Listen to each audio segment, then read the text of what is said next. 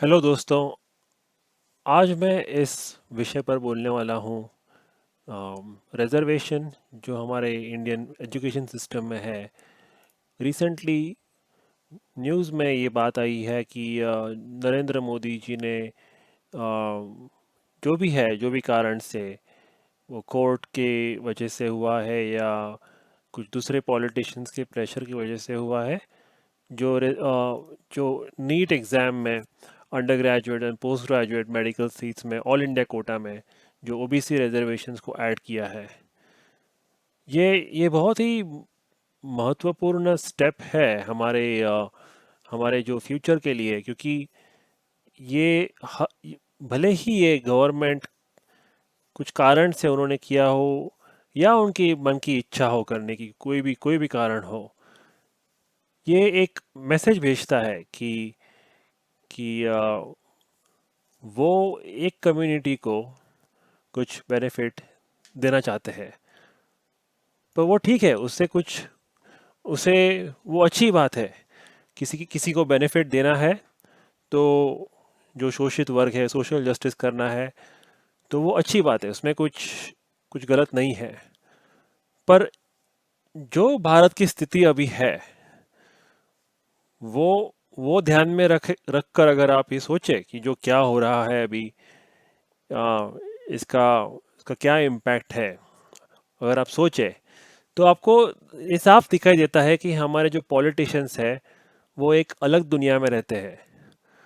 वो इस दुनिया में रहते हैं जहाँ जनरल कैटेगरी के जो वर्ग है, उसको वो लोग फॉर ग्रांटेड लेते हैं। ऐसा लगता है कि उनके ऊपर से आप बुलडोजर भी चला लो, कुछ भी चला लो, तो आपको उसकी भरपाई नहीं करनी पड़ेगी। उसका आपको उसका रिवॉर्ड ही मिलेगा अगर आप किसी के लिए कर रहे हो तो। और ये जो समझ है उनके, ये दर्शाता है, जो इनका जो स्टेप उन्होंने अभी लिया है, उससे ये मैसेज मिलता है कि भले ही वो किसी का अ, किसी को वो नैरेटिव उसका ऐसे बनाओ कि ओबीसी को उसका बेनिफिट नहीं मिल रहा है तो ओबीसी वंचित है किसी चीज़ से। पर पर उसका साफ मतलब होता है कि अगर आप जो लिमिटेड नंबर ऑफ सीट्स है, उसमें से आप एक बड़ा टुकड़ा निकाल लो, तो उसकी मार तो किसी को झेलनी ही पड़ेगी। तो उसकी मार तो ओबीसी वाले तो नहीं झेलेंगे, और एसटी और एसटी वाले तो नहीं झेलेंगे, क्योंकि उनके लिए तो ऑलरेडी एक हिस्सा काट के रखा हुआ है। तो ये जो आर्ग्यूमेंट है अभी,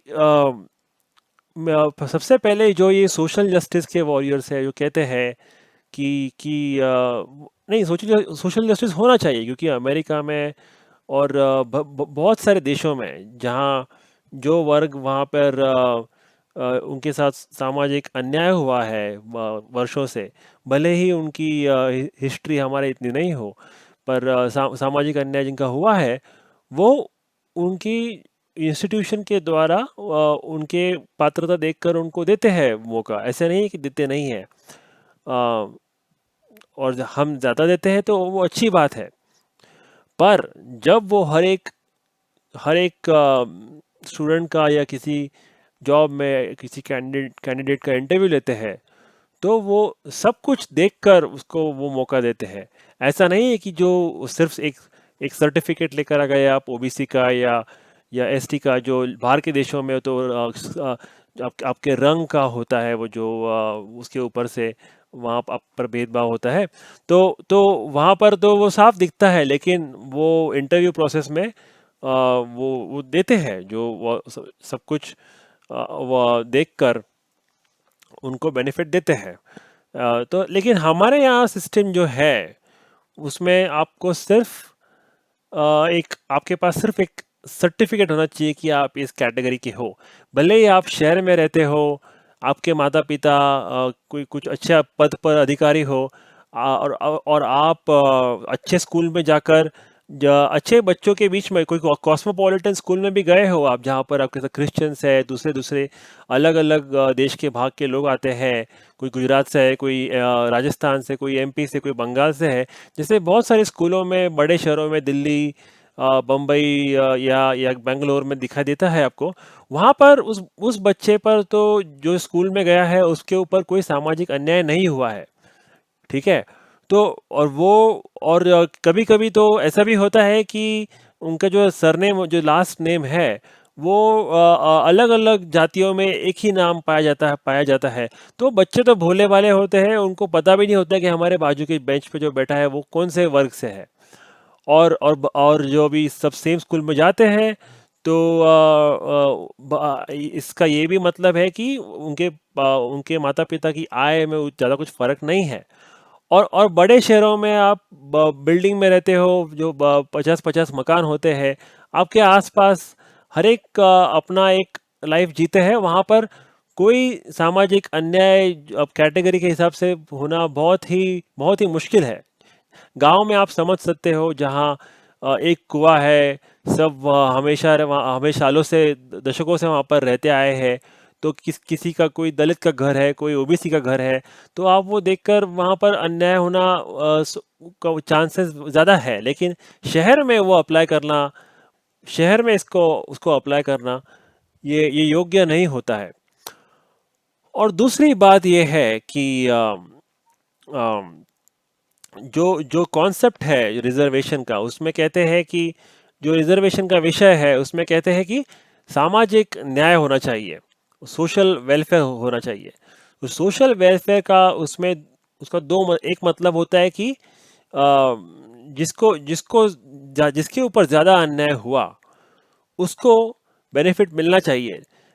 लेकिन सबके ऊपर अन्याय जो होता है वो समान नहीं होता है।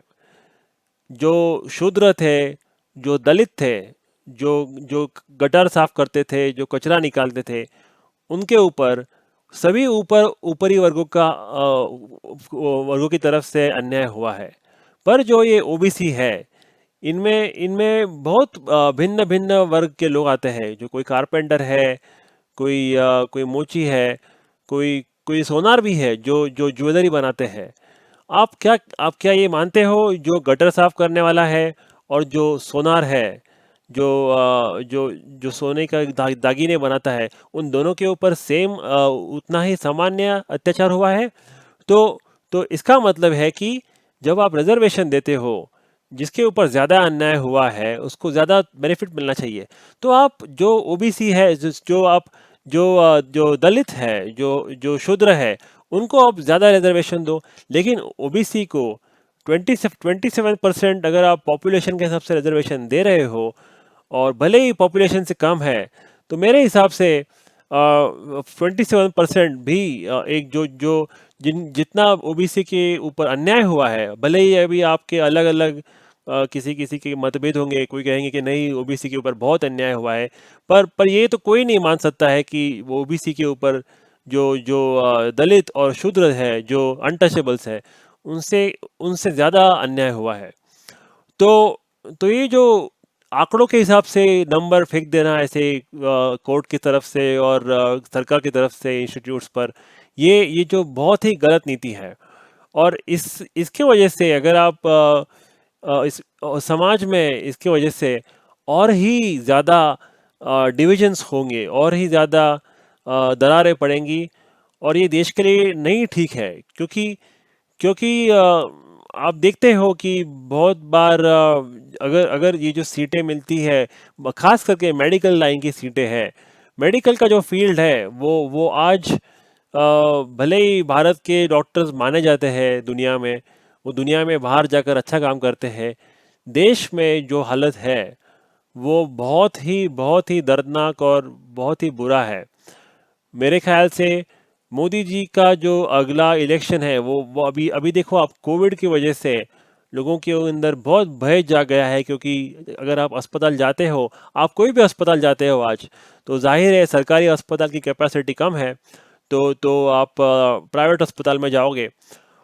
कोई भी अस्पताल में आप जाओ आज, तो आप अगर आप 8-10 दिन के लिए एडमिट होते हो, आपका 1 लाख के नीचे बिल होना बहुत ही मुश्किल है। आपके बिल लाखों में जाते हैं। और लोगों की कमाई, भले ही वो जनरल कैटेगरी की हो, ओबीसी कैटेगरी की हो, उनकी कमाई इतनी नहीं है कि वो आज इतना पैसे बचा सकते हैं कि वो लाखों में मेडिकल बिल का भुगतान कर सके। तो एक तो ये बहुत महंगा है सिस्टम, और दूसरा इसमें डॉक्टर की जो जो क्षमता होती है डिसीजन मेकिंग करने की, डिसीजन लेने की, जो जो भले ही किसी किसी को गुस्सा आता हो कि अब जब कहते हो कि अगर आप जो उतना केपेबल नहीं है डॉक्टर बनने का, उसको आप डॉक्टर बनाना, ऐसे आप कैसे कह सकते हो। पर उसका अगर आपकी जान खतरे में हो तो तभी आप क्या करते हो, तभी आप अच्छे में अच्छा डॉक्टर ढूंढते हो। अगर आप सिस्टम में आधे डॉक्टर ऐसे बना दोगे कि जिनको, जैसे पिछली बार एक मैंने न्यूज़ पढ़ा था कि नीट में ज़ीरो एग्ज़ाम, ज़ीरो मार्क्स वालों को एडमिशन दे दिया। अगर आप ऐसे ही बनाओगे तो आप तो बाहर बैठकर समाज की दृष्टि से देखने का तो ठीक है, कमेंट्री देने को अच्छा लगता है पॉलिटिशियन को कि इतना तो क्या हुआ, अगर ज़ीरो मार्क है तो क्या हुआ, हम सामाजिक न्याय करना चाहते हैं। पर जब आप बीतती है, जब आप अस्पताल में जाते हो, तभी अगर आपको पता चले कि अगर आपको बताए कि कौन से डॉक्टर कौन से कैटेगरी से कितने मार्क्स से पास हुआ है, भले ही ये बातें नहीं करते हैं, पर आपको जब पता चलेगा तो आपके ऊपर तो आप में आपका रिएक्शन तो बुरा होगा ही उससे। और दूसरी बात ये है कि भले ही आप इसके बारे में चर्चा न करना चाहें, क्योंकि ये अनकंफर्टेबल विषय है, फ़र्क तो पड़ता है। कोई डॉक्टर को अगर मरीज देखकर उसको समझ में नहीं आया क्या बीमारी है, वो अपनी डॉक्टर का तो जो तरीका होता है मरीज का इलाज करने का, वो जजमेंट से होता है, वो अपना अपना जजमेंट यूज करता है, वो अपना अनुभव और नॉलेज यूज करता है।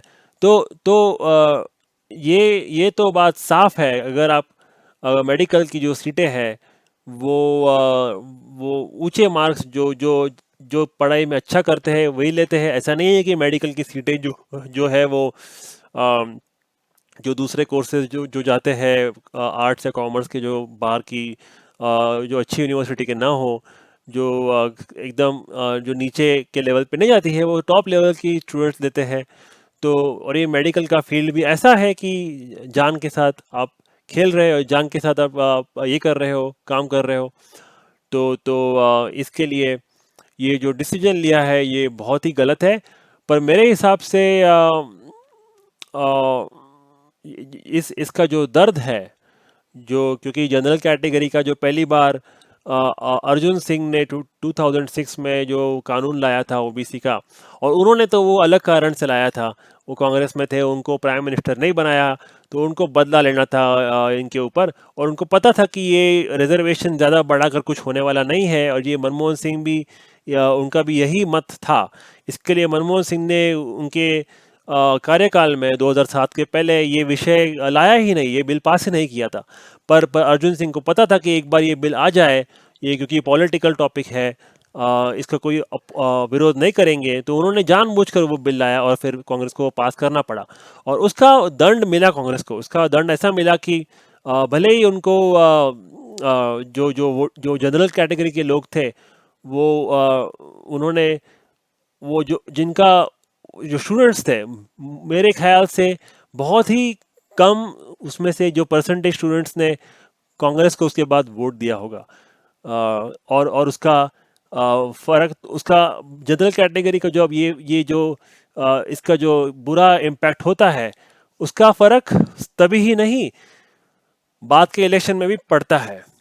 तो मेरे ख्याल से जो जो ये अभी के पॉलिटिशियंस है, उनकी उनका जो ये बिहेवियर है कि जनरल कैटेगरी के का जो वर्ग है उनको फॉर ग्रांटेड लेना, उनके ऊपर से आप बुलडोजर चला दो, और भले ही कुछ जब मौका मिले तो उस नीति को उसका दंड मिलना चाहिए।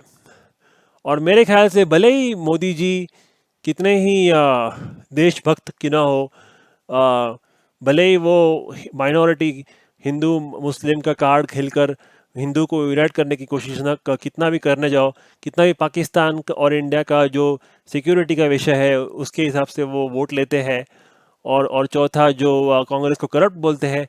पर ये जो उनका ये जो मूव था कि वो जनरल कैटेगरी को फॉर ग्रांटेड लेना, उसका उन्हें दंड मिलना चाहिए। और इसलिए भले ही बहुत सारे जनरल कैटेगरी के जो लोग हैं वो कांग्रेस से सहमति नहीं रखते हैं, कांग्रेस की नीतियों से वो गुस्सा है, क्योंकि वो पहली बार जो कानून लाया था वो अर्जुन सिंह ने लाया था। अ, इस बार जो बीजेपी के जो विरोधी दल है उसको वोट देकर वो अपना दंड, वो मोदी जी को ये जो नीति है पॉलिटिशियंस की, उनको दंड देने का एक एक संकेत दे दे, क्योंकि इसी से वो, इसके सिवा वो सुधरेंगे नहीं। और भले ही कांग्रेस भी ऐसी ही क्यों ना हो, जब तक इन्हें पता चलता है कि उनको हर बार ऐसे करने का दंड मिलता है, तब तक वो रुकेंगे नहीं। तो मेरी यही जो मेरा जो मुझे अपना मत रखना था। भले आप सहमत हो या ना हो इससे, आप अपना कमेंट ज़रूर नीचे लिखिए। और और हाँ, दूसरी बात मुझे ये भी कहनी थी कि जो रिसर्च है हमारे हमारे देश में, जो रिसर्च होता है, जो पीएचडी में है, उसमें भी रिजर्वेशन का इन्होंने प्रबंध कर कर रखा है। तो इससे क्या होता है, इससे देश को भले ही मेडिकल फील्ड में तो आपकी जान के साथ जो ये हो रहा है, डिसीजन मेकिंग हो रहा है, पर जो रिसर्च फील्ड है उससे देश की आगे प्रगति भी होती है। क्योंकि कभी जो जो जिस विषय में जो रिसर्च करते हैं वो उनका, उनको उस विषय में वो तपस्या करते हैं, वो उनका प्रिय विषय होता है। जैसे जैसे रामायण भी वाल्मीकि ने लिखा, तो वाल्मीकि का जो कास्ट था, कुछ लोग कहते हैं कि वो शूद्र थे और कुछ कहते हैं वो ब्राह्मण थे।